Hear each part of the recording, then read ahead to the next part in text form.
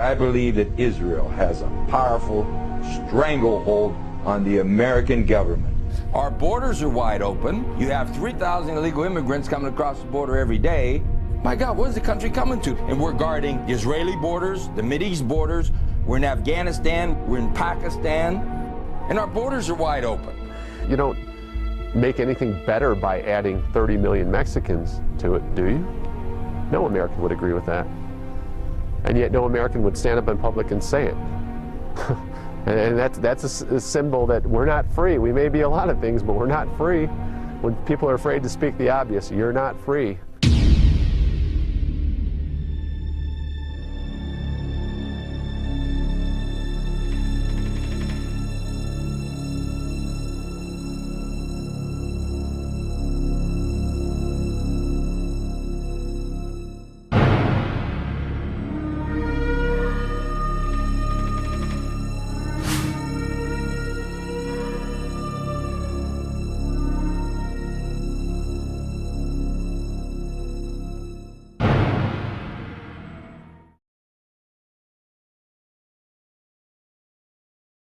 The big watershed event in immigration history until 1965 was the law of 1924.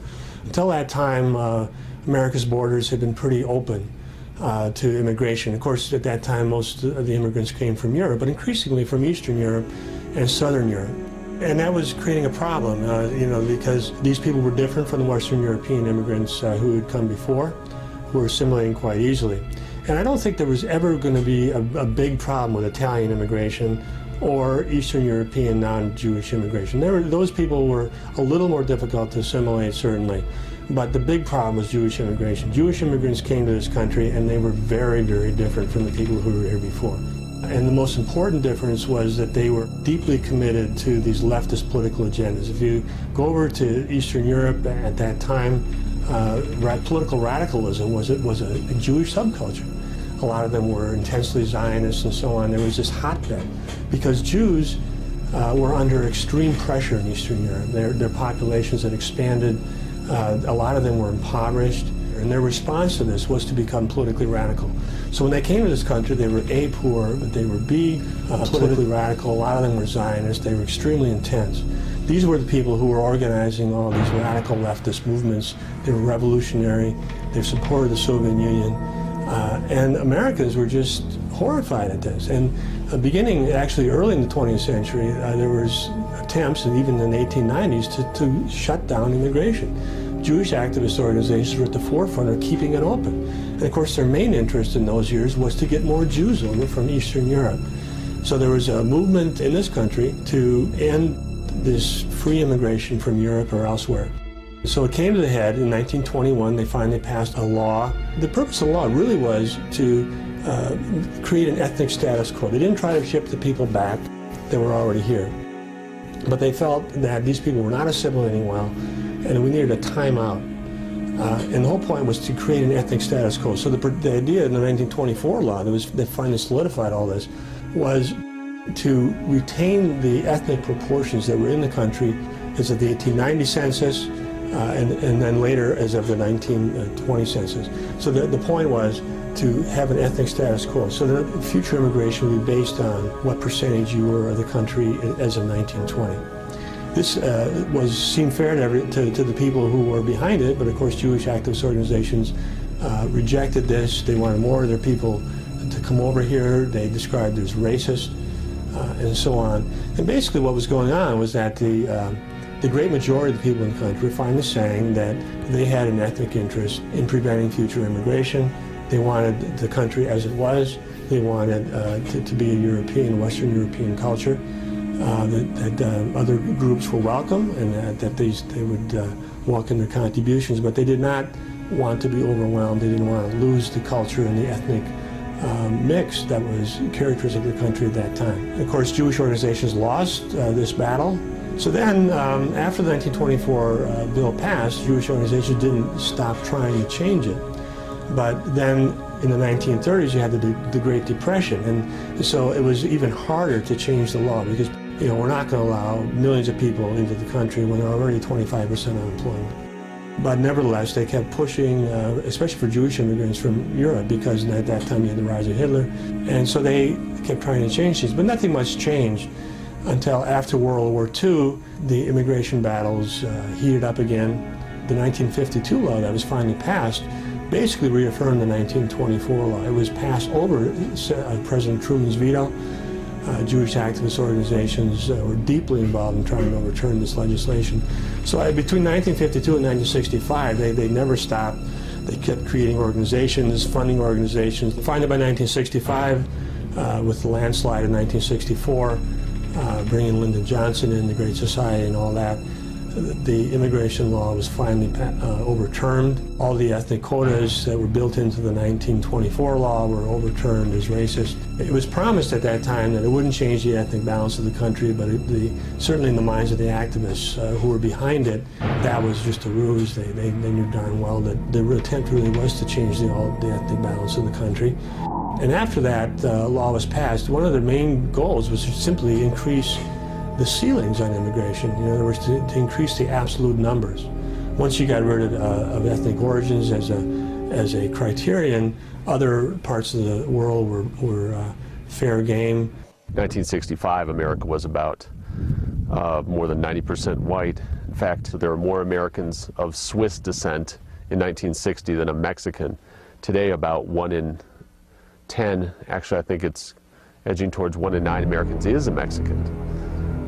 Not literally a Mexican national, although there are many of those, but of Mexican descent, and that's a remarkable change in 30 to 40 years. The reforms in immigration that have completely altered this country have not been the result of popular sentiment. They've been the result, really, of elite sentiment and, frankly, ethnic interest group lobbying and so on. Since 1924, when they lost that, Jews have had a huge animosity towards the culture that did that. Jews, as I said, have, because they see Western culture as fundamentally anti-Jewish, going back to the Middle Ages, they have wanted to essentially end European domination of this society. And I think they're well on the way to doing that. When something bad happens, there's a reason. And the reason that the borders are open is that the Jews opened them because they wanted to mix in tens of millions of third worlders because they thought it would be safer for them. They're more safe in a diverse society. That's the reason.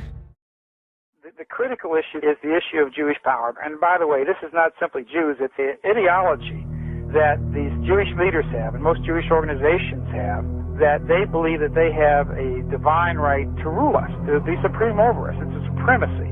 It's not even a separate ideology, or it's not a separatism. It's not an egalitarianism. It is a supremacy position. Judaism, at its root, is a racial supremacist religion. And their power in media and their power in government today, not only in America, but their influence is great, of course, in England, and it still reaches into other European countries, though it's not as great as it is here. It influences every other issue, whether you're talking about gun control, or whether you're talking about abortion, or whether you're talking about world trade, or whether you're talking about the Iraq War, or whether you're talking about affirmative action. This issue is the critical issue, because by controlling our mass media to a great extent, they're able to dictate what happens. By controlling the politicians, they're able to dictate what happens on not just the issues affecting Israel, but many other issues affecting America. For instance, Americans are shocked, a lot of typically conservative Americans who are very much opposed to this mass immigration, which is transforming our nation into a third world country. They are very surprised to learn that immigration, the change in Americans' immigration policy and opening our border, that this policy was almost entirely led and affected by the Jewish supremacists. Almost every Jewish organization for the last 70 years, in fact, it took them 70 years, they started their work to undermine our immigration policy from literally the turn of the 20th century. So starting from around 1900, it took them 65 years. For 65 years, they worked to destroy America's demographic base, to make European Americans into a minority. And of course, in my book, Jewish Supremacism, I quote from many Jewish leaders bragging about the fact that they led this effort. And of course, they not only led it in terms of the actual congressional legislation, they also led it from the standpoint of the media, trying to tell people in America that somehow multiculturalism was a great advantage, that it was going to be a great benefit to people, when we know that so-called multiculturalism leads to greater crime, dislocation, racial insensitivity. In fact, racial tensions arise from it, that a community's sense of brotherhood and togetherness and unity is destroyed by so-called multiculturalism. And when we look around the world and we see multicultural states, multicultural communities, they tend to be far more violent. They tend to be far more disruptive.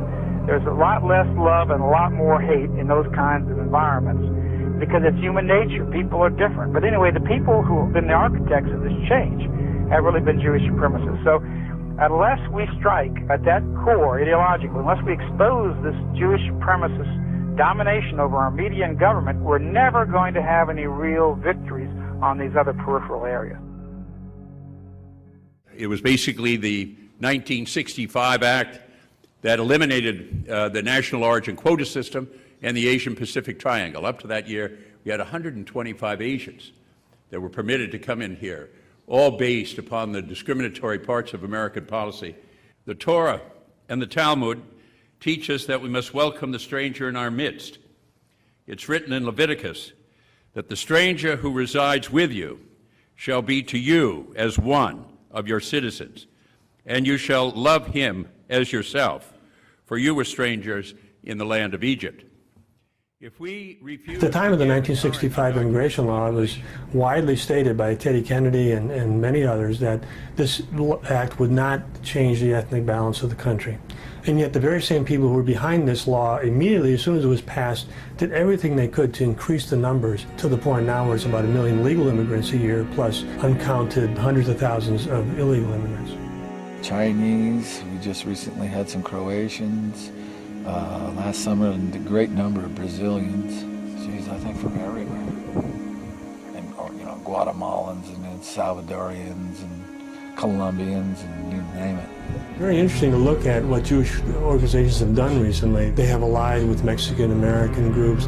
They've allied with Asian groups. They've allied with black groups. In other words, they see themselves as part of a coalition of ethnic groups, and very self-consciously so. And those groups are going to become increasingly strong as time goes on because they're representing a greater and greater percentage of the population. But they see themselves, I think, as they have from the time they got here, as opposing the interests of European Americans. I don't think there's any question about that. The people who oppose immigration, they talk about, well, there are economic problems and this and that. No one simply says, Europeans are not going to benefit from this as a group, that we are giving up control of our country to other peoples, that there's a huge problem with this, that when you are a minority group, you better hope that the other groups in society are nice to you. Well, we Europeans should be concerned that our future will be as a minority group, and we will then be at the whim of coalitions that may have very hostile intent towards us, that we will lose control of our own future. That's the issue here. It's as simple as that.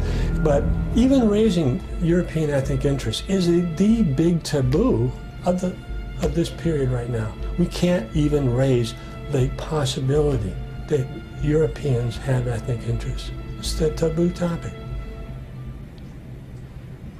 And yet everybody else has ethnic interests, which are legitimate. The idea that diversity is a strength in mixing people, it's not a strength.